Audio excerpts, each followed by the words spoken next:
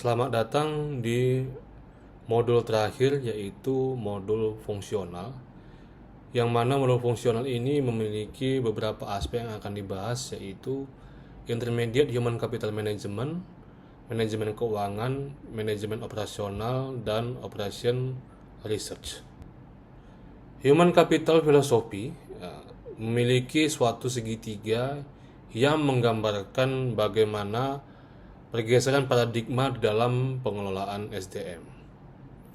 Yang terakhir, untuk puncaknya, pengelolaan SDM itu membuat nilai, menciptakan nilai, di mana kapabilitas SDM itu akan menghadapi tantangan yang masa depan yang besar, sehingga perlu dipersiapkan. Setelah itu juga mendorong pencepatan strategi bisnis, memanfaatkan peluang, dan menghasilkan solusi yang hebat.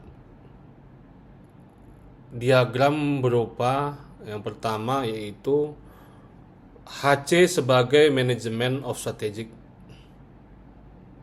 Yang kedua, HC sebagai Management of Transformation and Change.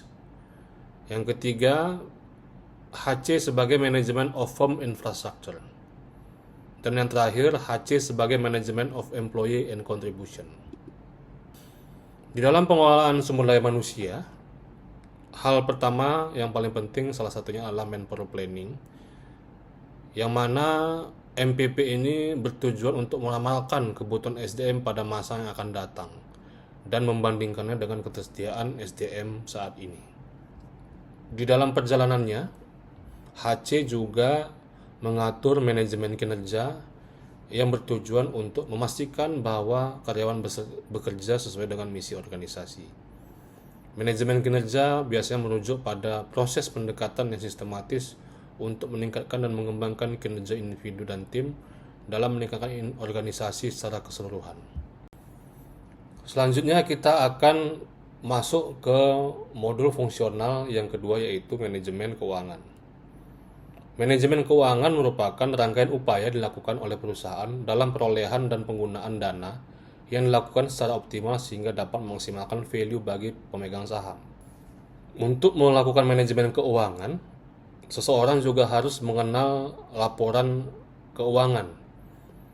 Laporan keuangan berupa posisi keuangan, laporan laba rugi, laporan arus kas, serta laporan perubahan ekuitas dan laporan keuangan internal. Dalam manajemen keuangan, perusahaan juga memiliki perencanaan keuangan strategis dalam perusahaan, di mana hal tersebut mampu mencapai sasaran jangka panjang perusahaan serta merumuskan inisiatif-inisiatif strategis dan mengimplementasikan rencana strategis tersebut secara efektif.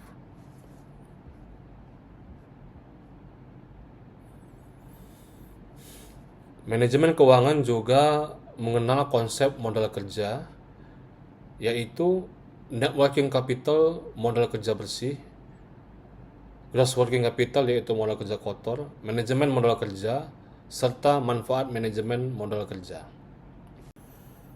Yang terakhir dari modul ini adalah bagaimana di dalam fungsional itu kita harus melakukan riset operasi.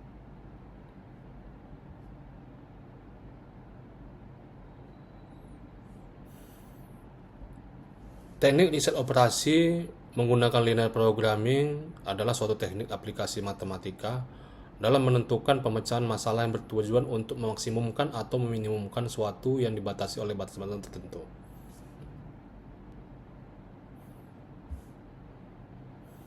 Adapun contoh riset operasional yang dilaksanakan di pabrik biasanya seperti melihat pengaruh suhu pemanasan nut terhadap IFF ripple mill.